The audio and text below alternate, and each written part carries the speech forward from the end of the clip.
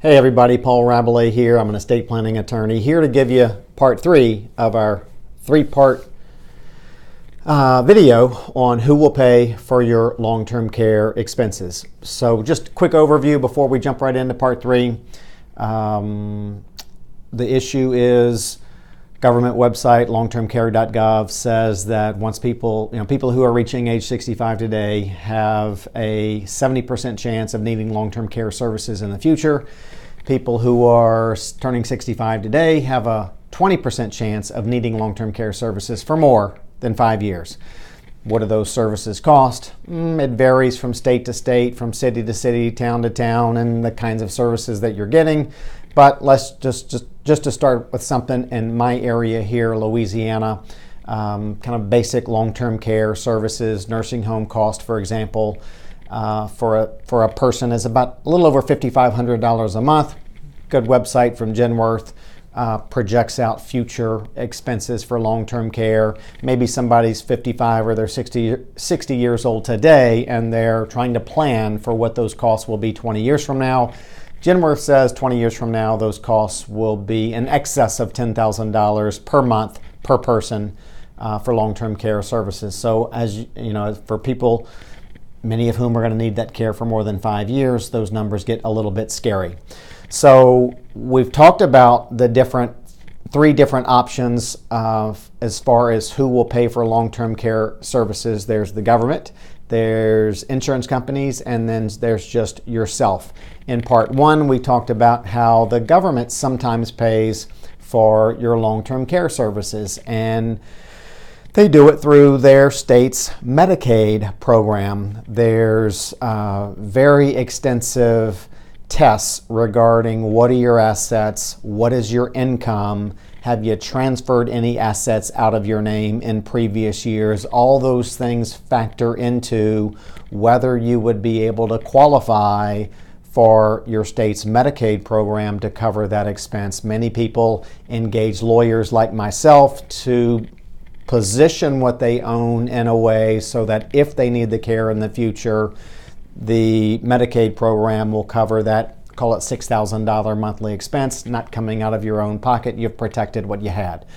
Go to part 1 to hear more about that. Part 2, we talked about how insurance companies often pay for that care. Many people own long-term care insurance, and in part 2, we looked at some different examples of both traditional long-term care insurance and asset-based long-term care, which is people repositioning assets and then having some type of long-term care insurance built in with life insurance so that they're not just pouring money into insurance that they'll never get back. So go to part 2 about that. We looked at a 59-year-old hypothetical couple and discussed some of their options. Now in part 3, we talk about the fairly easy to understand option of just you covering that expense yourself. So we talked about how typical nursing home cost by itself without any additional care, $5,500 a month, going up to $10,000 or more. And so here's what happens when people have to incur that expense, just out of their own pocket, using their monthly income, depleting their assets.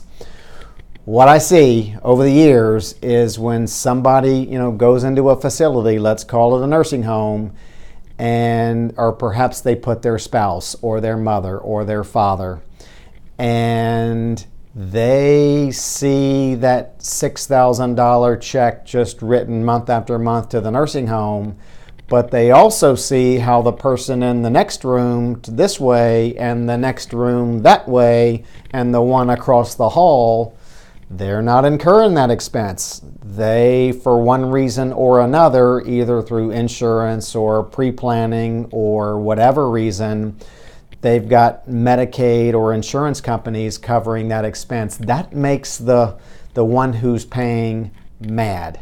It just is what it is. Why are we paying and everybody else is getting, they call it a free ride? So I don't know that there's a good answer to that question, but that's what people go through when they incur that expense out of their own pocket. Or maybe they don't want to put spouse, mom, or dad into the nursing home. They want to keep spouse, mom, or dad at home. And so they decide, well, the family's going to chip in, we're all going to take turns, or we're just going to provide for care in the home so we don't have to put our loved one in a facility. Well, number one, it's a lot of work. And number two, what typically I hear people come and vent to me is, maybe there's 4 kids and dad's still at home. They don't want to put him in a nursing home. He never wanted to go to a nursing home. They're doing everything to keep him at home. Maybe 2 of the 4 children live in the area. 2 of the 4 children live out of town. Maybe one of those who's in the area is a daughter who's that, awesome, caring daughter and is going to provide for dad. And she does provide for dad. She's there at his house every day. She's feeding his meals. She's fixing his meals. She's doing stuff. And so she winds up coming to talk to me about what options are, and she's mad. And she's mad at the other siblings because they're not doing anything. So that creates some sibling rivalry. Or maybe they decide to, pay for care for dad in the home, and that 24/7 care is going to easily cost in excess of $10,000 monthly. So you see, just the assets get depleted there. So, difficult situation all the way around. What do you do? First thing you do is you plan ahead. When is planning ahead? Oh, that's a tough question to answer because some people get sick when they're 90, other people get sick when they're 55. And so there is no right age to start planning. I will tell you that most of the people get serious about planning typically when they're in their 60s.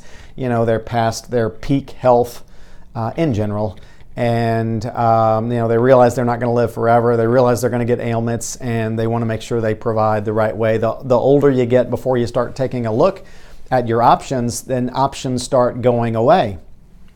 Things like the long-term care insurance option goes away, either because it gets cost prohibitive because you wait too long to take a look at it, or maybe you have some type of health scare that warrants you uninsurable. Of course, the whole government program thing is got to be addressed, at least 5 years before needing that care. So, but really, ideally, for some people, because of what they own and what their situation is, they really need to, get busy even well before 5 years before they get sick. And then, obviously, since family members are going to be involved, they need to be in the conversation as well. So plan ahead is the key. Get some help. There's legal strategies, there's financial strategies, there's family involved. So you're probably going to need a lawyer like myself. If you're in Louisiana, you may need me. Feel free to call our office, and we can at least start a discussion about it. If you're in another state, there's a lot of great lawyers all over the country that are trained and experienced and ready to help. So feel free to reach out for some help. What I caution you against is don't become a victim of this, paralysis by analysis, because there's different options, and within options there's other options. So some people just kind of throw up their hands and they're like, I don't know what to do. I'm not going to worry about it today. And then the next day becomes the next year, the next decade, and problems surface. So there you have it. Hope you enjoyed the 3-part series.